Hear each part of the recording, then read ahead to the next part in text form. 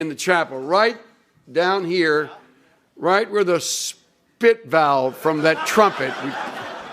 And Bill would often turn that trumpet and play it right at Harold. And Harold just sat there so calmly and quietly. And people didn't know it, but he's deaf in that ear as a result of the horn Bill kept blowing on him. But, gosh, retiring after all these years.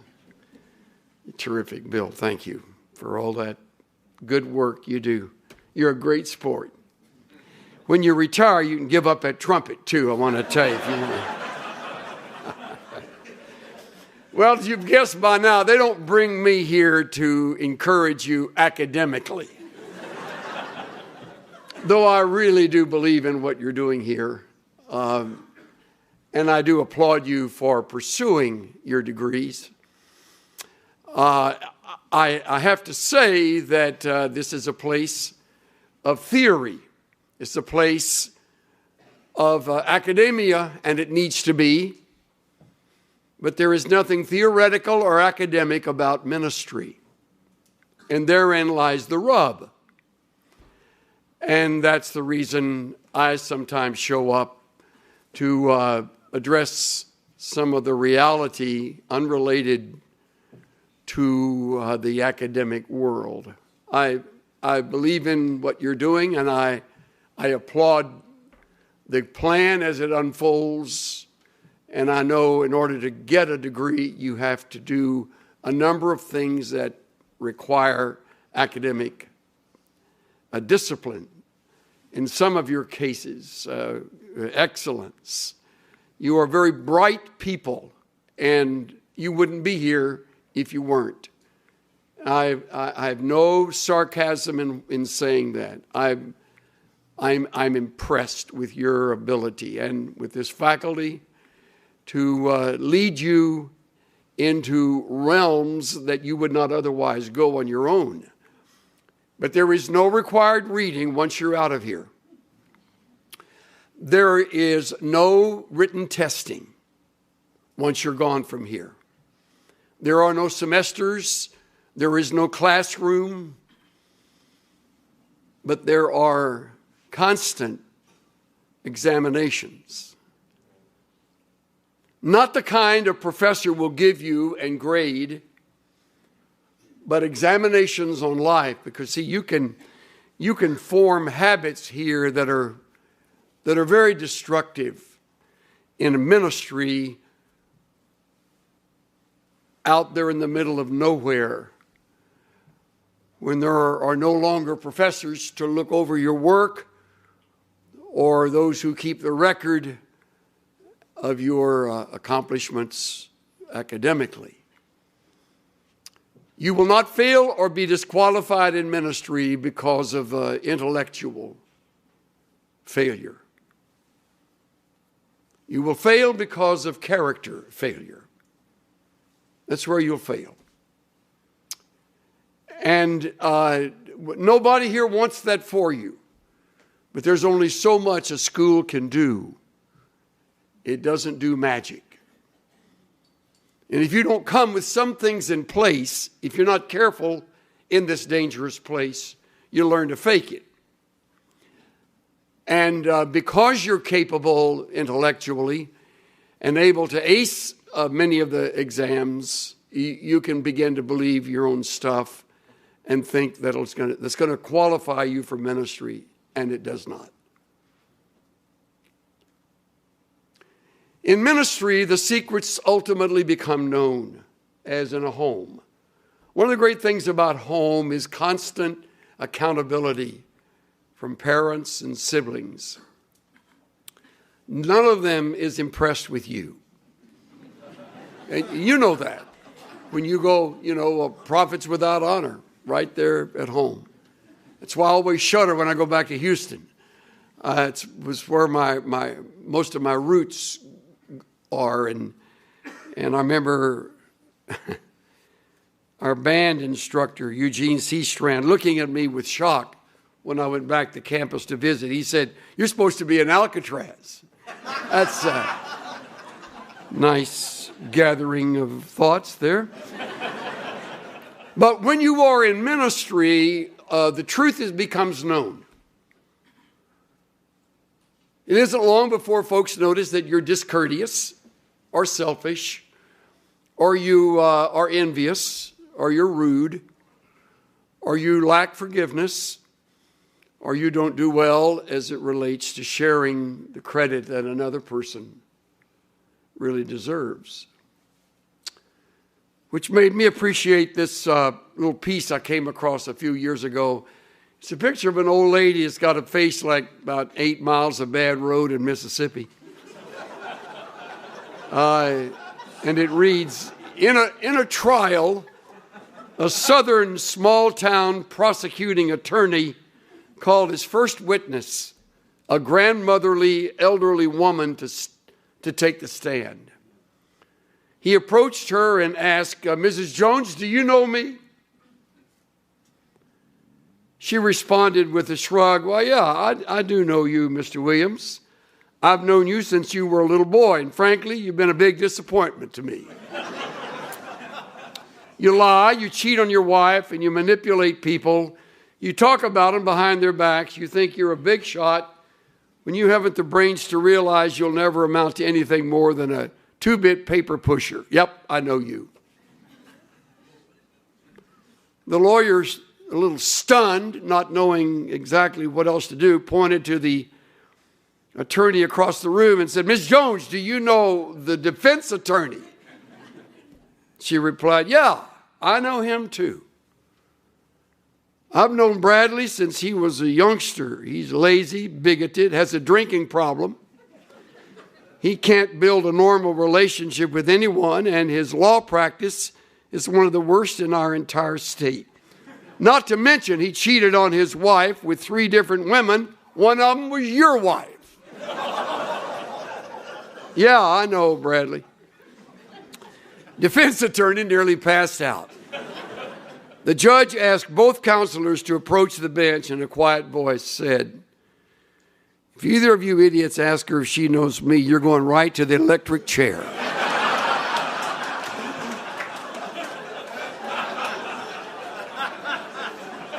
I like that. They get to know you in ministry, and they are not impressed. You're not there to make a great impression. You're there to exalt the Savior. They will be grateful to the end of their life that you help them understand His Word better, and that you modeled His truth as best you could, given your old nature and the things that mark you as a human being, because you carry all of that with you. All of that goes with you. All the bad habits you cultivated in college, you brought with you to seminary. And unless something rather significant happens, you'll only get better at covering them up rather than dealing with them, which is the benefit of being involved in spiritual formation. Nobody asked me to underscore the value of that. But you who are really, really bright and really academically gifted will tend to overlook that. You won't see that as very intellectually challenging. So you'll do what's required, and that's about it. You won't really throw yourself into it. When in fact, some of you really need serious attention to your character because you're phony. Some of you more than others. All of us a little bit. And because that's true, I shudder a little when I think of you're getting through here with great grades and a rotten attitude. Or maybe, put it in a little nicer, just a selfish spirit. I care about that. I was sitting on a platform about to speak at a commencement for a Christian college, sitting next to a classmate of mine. Actually, he was a couple of years behind me, and we had gotten to know each other as I was finishing and he was starting here at school. And so we caught up on each other's life. It was great to be. That's one of the great things about the camaraderie of the graduates of our school. And he and I were talking, and it happened to be a commencement where they also gave the awards. Here at seminary, we do an awards chapel just before the commencement ceremony. I like that, dividing them up. But at that school, they gave awards the same day they graduated students, and it was a large class, about 300. And the young lady who won the academic award, she was valedictorian, 4.4, as I recall, graduating top of her class. When they called her name and to come up and get the award, the place just exploded. And I noticed my buddy sitting next to me wasn't applauding. And I leaned over and I said, you must know something nobody else knows. He said, kind of whispered this as everybody was fawning over her. He said, I wish we gave awards for great attitudes, because hers stinks. He said the tragedy, and he said all of this just in a few seconds of time. And I didn't know her, and I've not talked to him since. But he said, I deal with her. And she is very, very bright and very obnoxious. But we don't grade that. I wish we graded that at seminary. We sort of do in some classes, but most of them, the profs are really nice, and they'll courteously overlook your rudeness, your arrogance. Now, what does that have to do with what I've got to say today? That's a lot. I'm here to bring a little reality to your world, because that's my world. My world is a body of 11 elders to whom I am with whom I'm intimately accountable. We met just yesterday morning for 2.5 hours. Yeah, by the way, I didn't plan to say this, but I will add, I decided over the holidays that I would put together 8 commitments of my life for 2015. And I wrote them down, all 8.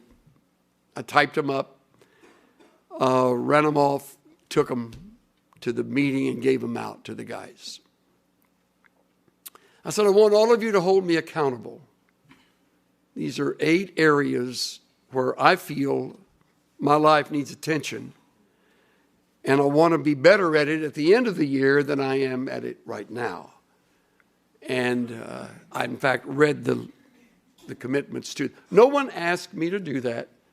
They were very gracious and finest group of elders I've ever worked with in any church. One of them is Stan Toussaint, by the way. Man, I respect with every fiber of my being. And he had the courtesy to thank me for that after that. But I didn't do it to get thanks. I did it because I want them to know on the front end as the year starts that I, an 80-year-old pastor serving a church with a wide variety of ages and stages of people, I know that I can begin to slip. I know that I can get lazy.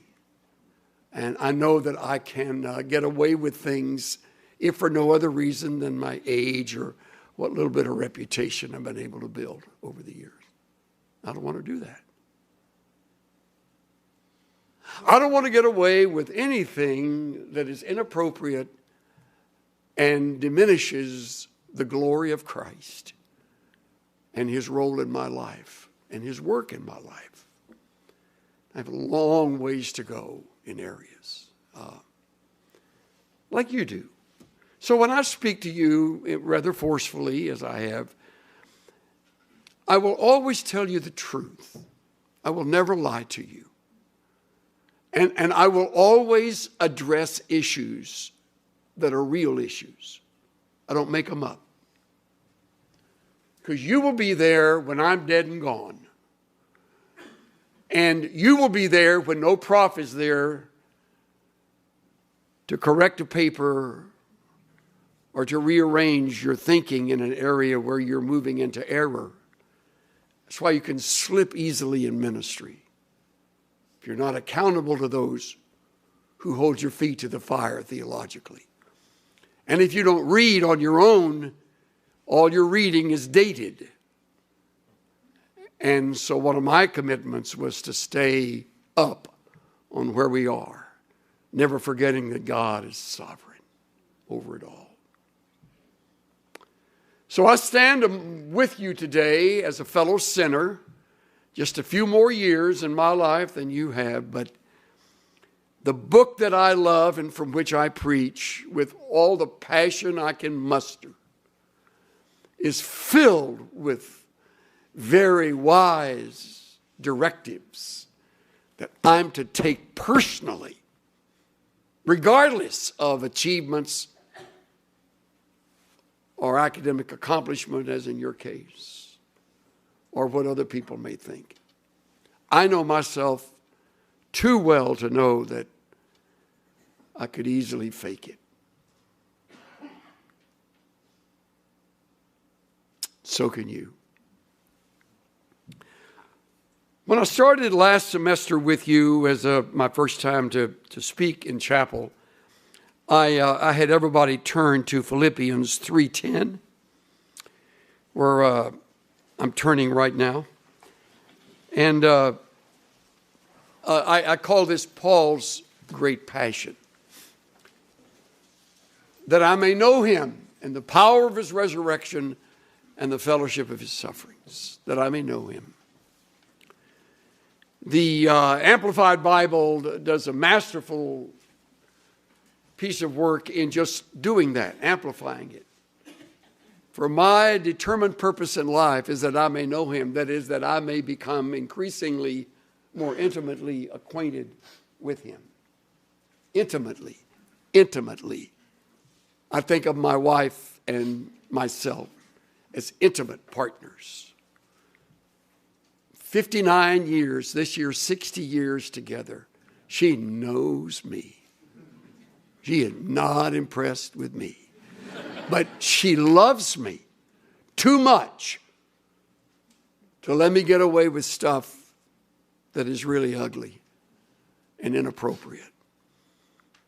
And so, if I'm going to become intimately acquainted with her, I'm going to open myself to her and have no secrets, nothing hidden. And I'm going to listen when she corrects me and tells me, you know, you're getting a little sloppy on the red lights. She's right. I think red lights last too long. and the yellow light goes red too quickly. And the other day, as I went past, it was kind of pink. Kind of a pink color. And all of a sudden, a bright light went on from a camera. Right. That's what I did. Oh, man. So I went home. Walked in. Well, how was the time with Parker? It was great. Really good. She said, that's good. Everything okay? I said, no, I just had my picture taken. Actually, not my picture, but the car's picture. She goes, oh, man. So the other day when the mail came, she brings it in. Here's some mail you may want to open.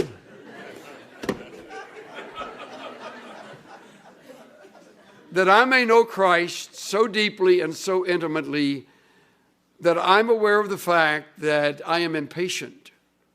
And I don't keep that from you or anyone. I acknowledge it. I face it. I have nothing to lose by telling you that that is a weakness in my life.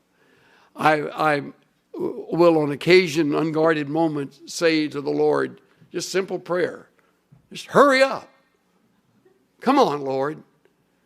I've been asking you this for the last hour.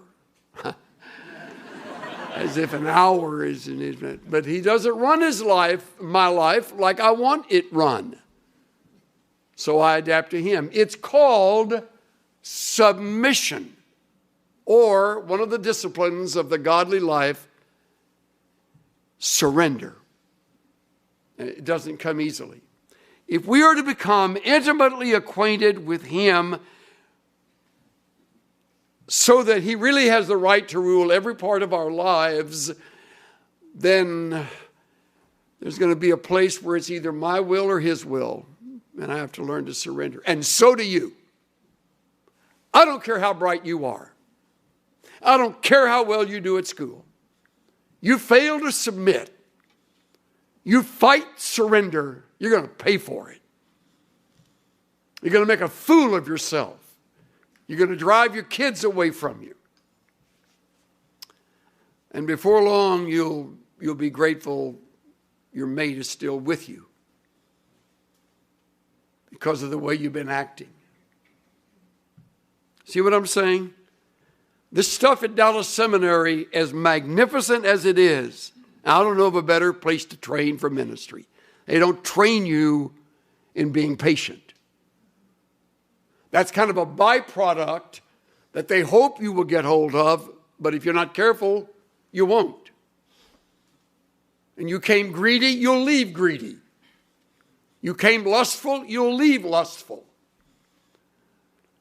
But the problem is, the brighter you get, the better you get at wearing the mask and covering it up and acting like that's not a battle. Ministry will bring it out. Now, whatever may be the ministry, whatever may be the realm of ministry, maybe serving in some mission thousands of miles away, it'll happen there. Maybe a parachurch ministry. Perhaps you'll be used in the realm of the arts. It'll happen there.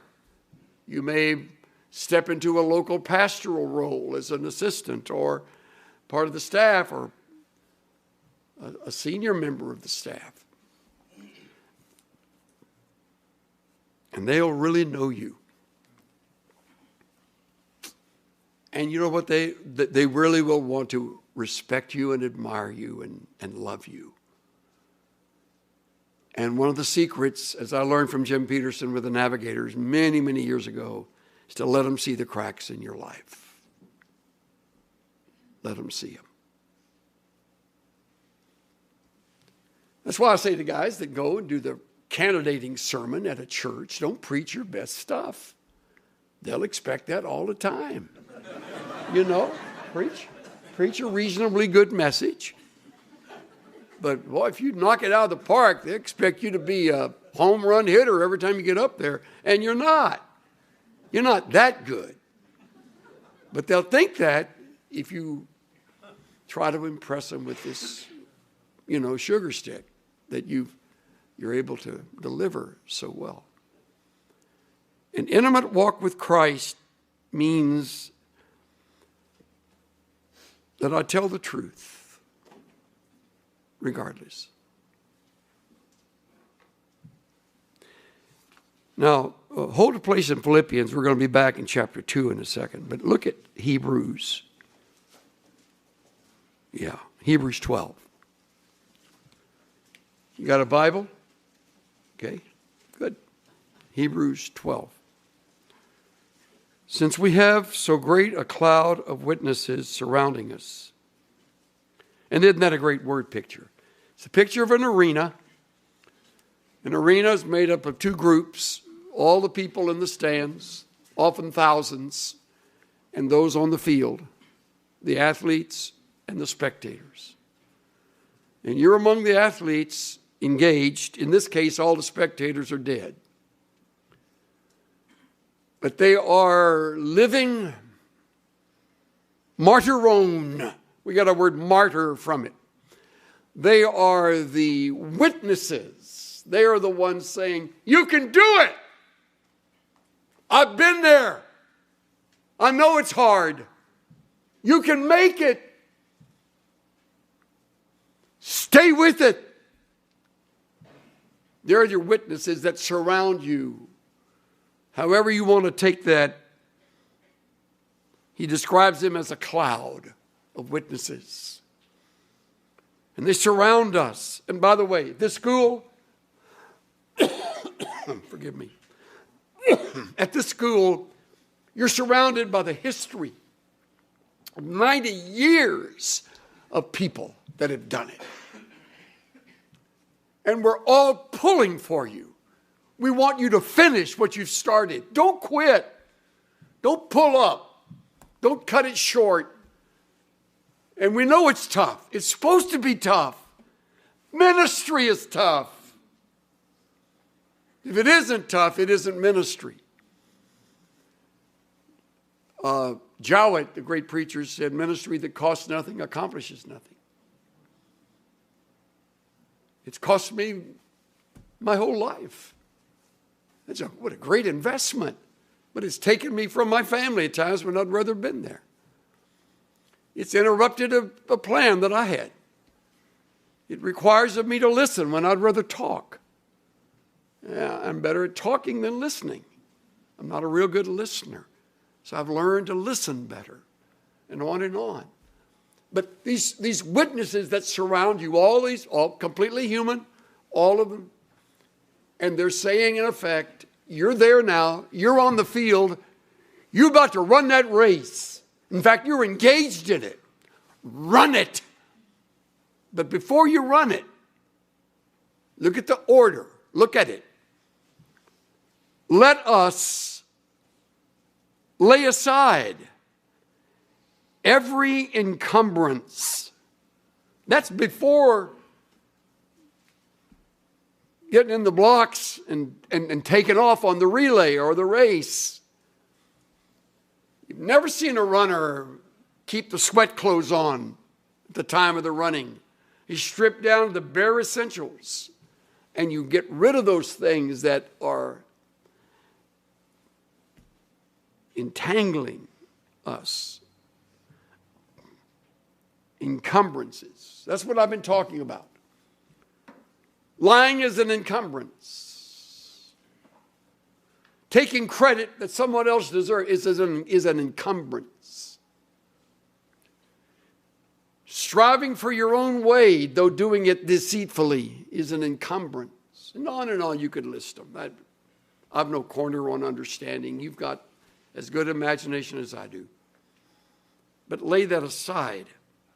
And he then mentions the sin, definite article, different from encumbrances, more general. This is the sin. I think in context, it is the sin of unbelief. Chapter 11 is all about the people of faith, goes back to the end of chapter 10, in context, takes you into the first 3 verses of chapter 12. All of that is in a segment of this section that the writer is addressing. But the sin that besets you and me is the sin of unbelief. It's a constant battle. Remember the great words from Proverbs? Trust in the Lord with all your heart. Lean not to your own understanding. Remember those words? In all your ways, acknowledge him, and he'll make your path straight. Remember that? You memorized them when you were in Sunday school, or maybe a vacation Bible school, or perhaps with some group you were meeting with. Proverbs 3, 5, and 6. All your heart, all your ways. Big as life. Stands out. Trust him with all your heart. This seminary course that you're taking right now and every time you are back here, every semester, will be a test of your faith. Trust God. Trust him. He will not let you down. He will not give you your way. He will not say yes when you need a no. Trust him to lead. Trust him to provide. It is the sin that easily entangles us. So I surrender to him out of trust in him. And he's there, and he won't let you down. He doesn't speak audibly, so you don't always know what his agenda is. It's different than you thought it was. Unless you're very unusual, you missed it by a mile.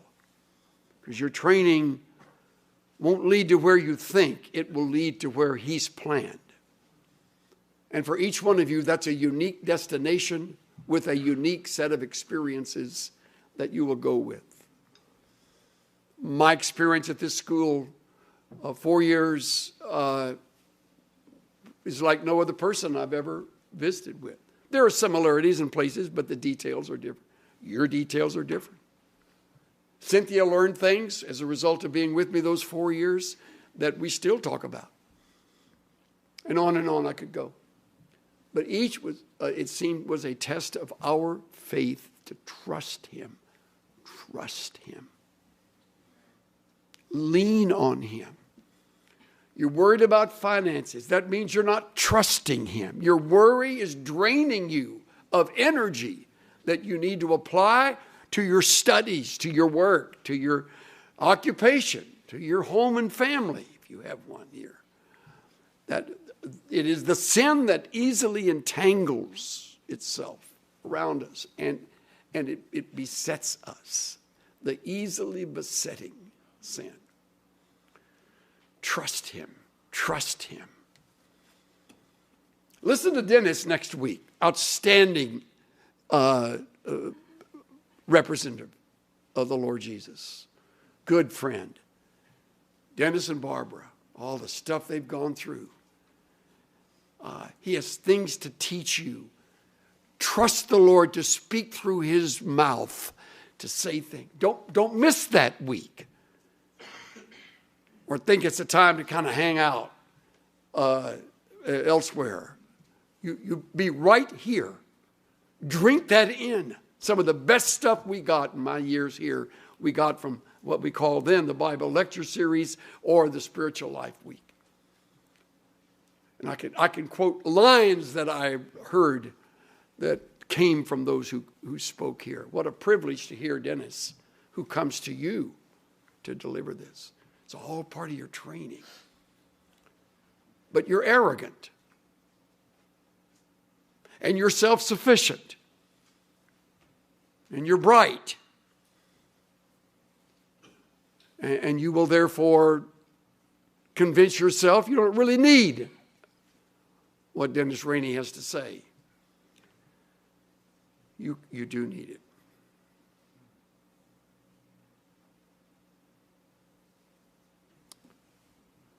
One more passage, okay? Philippians 2. This will eat your lunch. You think 3 got to you. Look at chapter 2. Talking about surrendering your will. Verse 3. Do nothing from selfishness or empty conceit. Now there's a mouthful and worth 3 sermons. Do nothing from selfishness or empty conceit, but with humility of mind. Look at this. This is for you, seminary students. This is for me, preacher. This is for you, faculty members. This is for you, administration. This is for all of y'all.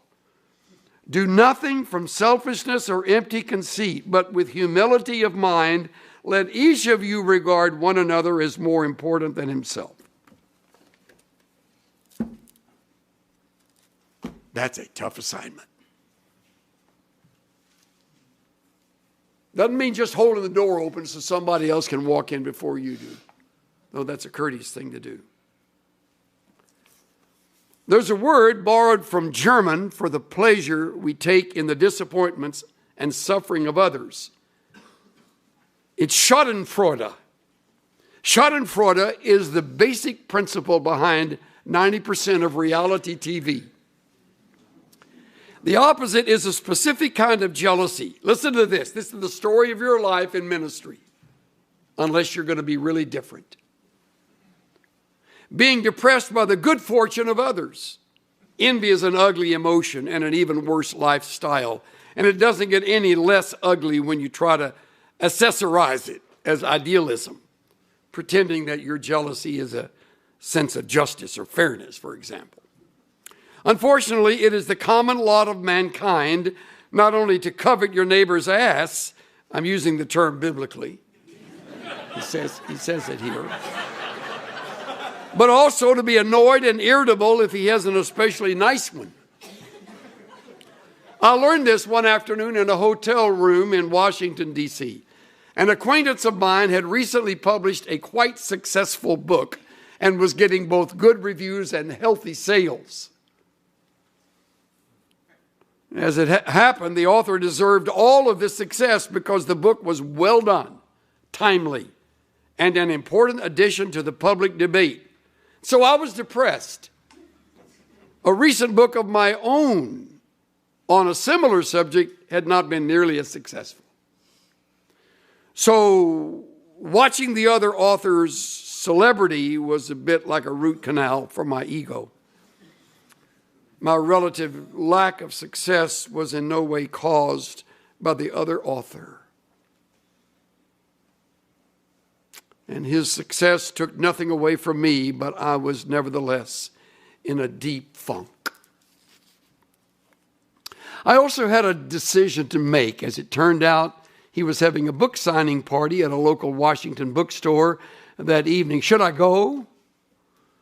The question made as much sense as, how would I like a hot, sharp stick poked in my eye? But I thought about it. Youth has its passion, but age has its bitterness. Whoa. And frankly, I didn't like the way it felt. First of all, it was pointless. What good did it do me to be depressed about someone else's success? It's one thing to be down about your own failure, although you shouldn't dwell on it. But what possible reason would you have to wallow in self-pity over someone else's good fortune? Isn't that a good question? More good stuff he writes, but that's one you're going to have to fight. I don't know of any sin more subtle or more famous in ministry than envy. You'll fight it constantly unless you're really a cut above. And if you are, I admire you. To applaud the success of a classmate, to graduate and to know what kind of a classmate he or she was, and then to see that success wash over them when you really may have studied harder or maybe even made better grades.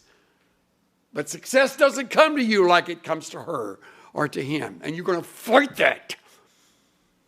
That ugly envy will emerge again and again and again until you finally look yourself in the mirror and say, knock it off.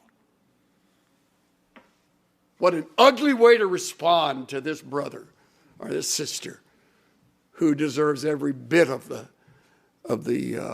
accolades that she's receiving. Don't do anything from selfishness or empty conceit, but with humility of mind, regard each as more important than himself. Don't merely look out for your own personal interests, but the interests of others. Practice that at DTS.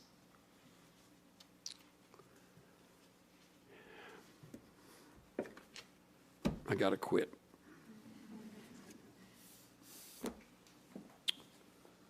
I wish before you leave you'd buy a copy of The Valley of Vision.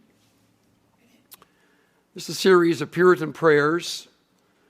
This is my second time through it. I've about worn this one out. I wore out another one, so you know it's worth reading. I read them from time to time. Very eloquent words that maybe sound dated but have a relevant ring to them.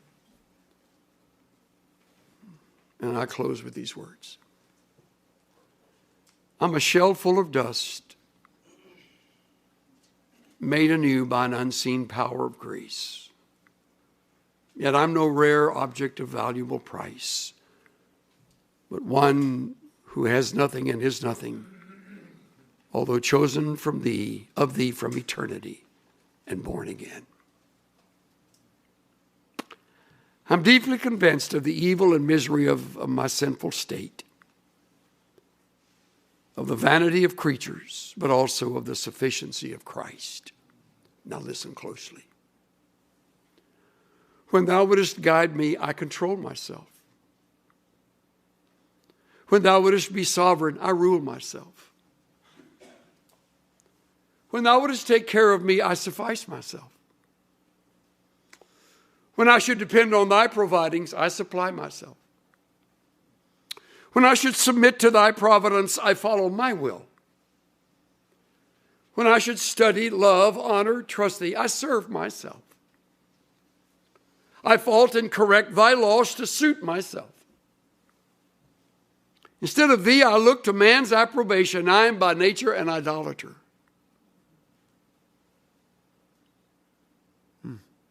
Lord, it is my chief design to bring my heart back to thee. Convince me that I cannot be my own God or make myself happy,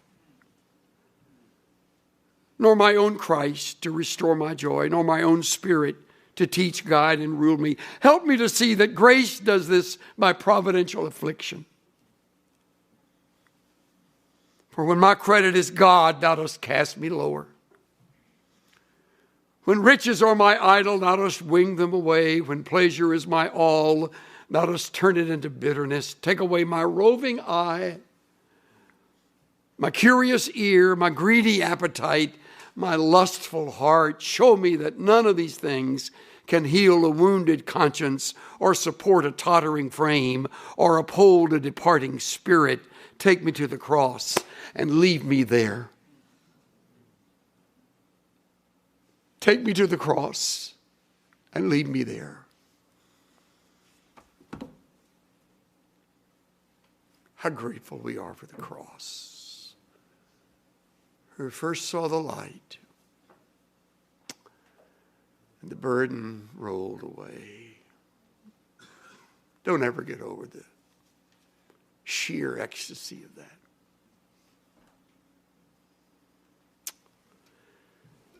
Lord, change is in order, and I'm first in line. After all these years of knowing you and walking with you, I'm just now learning some of these things. And I'm ashamed to admit that I'm like a juvenile in some of these things. I'm just learning them. And you've been faithful to work with me all these years. You've used 4 kids and 10 grandkids in my life. You've used affliction and confrontation from brothers and sisters. You've reproved me, and I'm just now getting it. Give me a few more years, Lord, to live it out. I'd like to show you how much you mean to me. Keep me at the cross, where change comes only from you. Change my heart. Change my motivation. Change my life. In the name of Jesus. Everybody said,